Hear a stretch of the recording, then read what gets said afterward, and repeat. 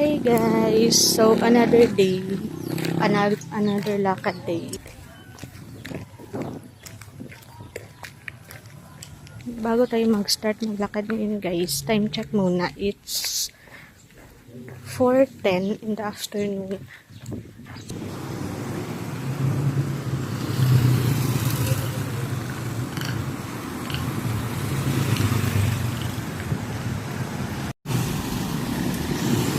Nasa point na talaga ako ng buhay ko na naglalakad na lang ako papuntang bayan. Not because walang pamasahe, but because of mataas ang gasolina. So, malamang pag mataas yung gasolina, tataasin yung pamasahe. Much better na maglakad na lang tayo, di ba?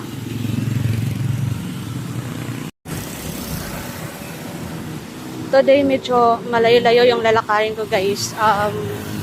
It's about 35 minutes walk.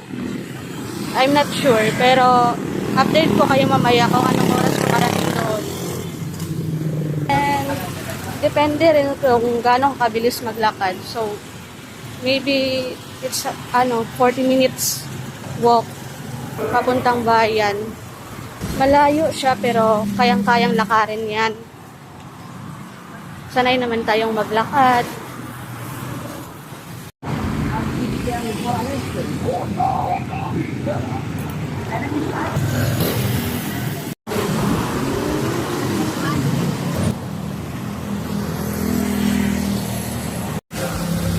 Oh my God, naamoy ko yung siomai. Mamaya ka talaga sa akin.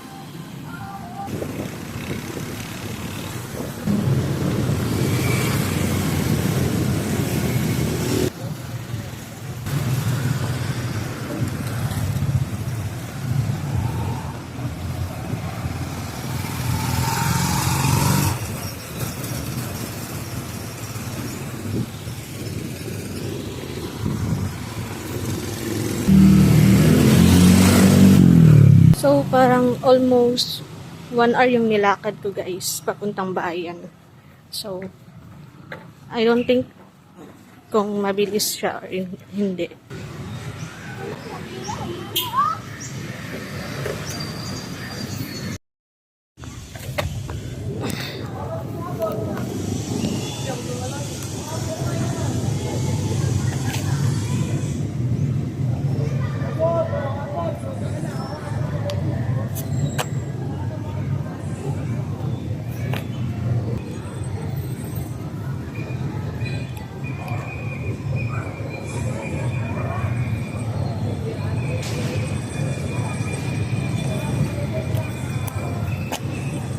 Check guys, andito ko ngayon sa plaza and almost in 1 hour yung nilakad ko.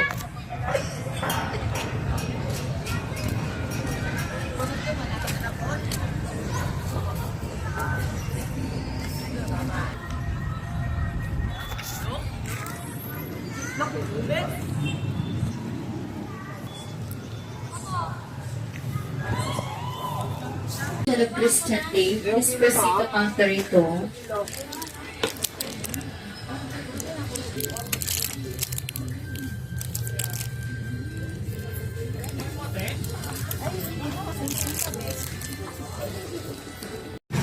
So guys, update. Pauwi pa lang ako and konting lakad lang tayo. Then baka sasakay na lang tayo ng tricycle para malaman natin kung nagtaas ba yung pamasahe ngayon. Kasi last time, nung bago pa tumaas yung gasolina, nasa 20 or 30 pesos pa lang yung pamasahe pauwi. So ngayon, tingnan natin kung tumaas sila. So, lakad-lakad lang muna tayo and then sasakay na ng tricycle.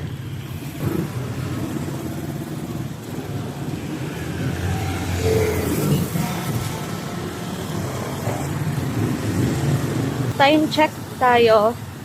It's 5:40 in the afternoon.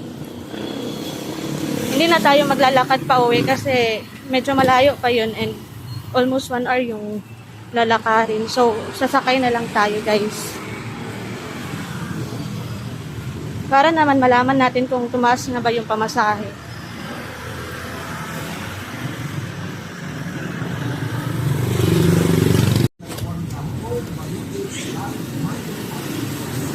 Update guys.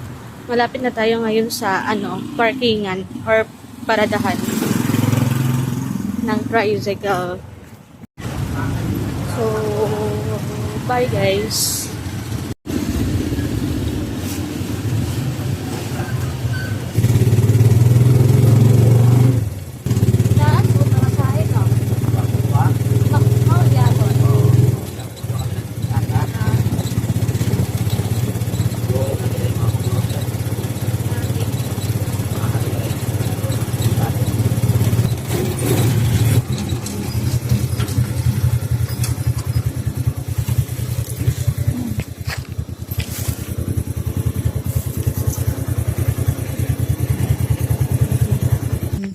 Update. Dito na, malapit na ako sa bahay. And good thing, 30 pesos pa rin yung pamasahe. Bye!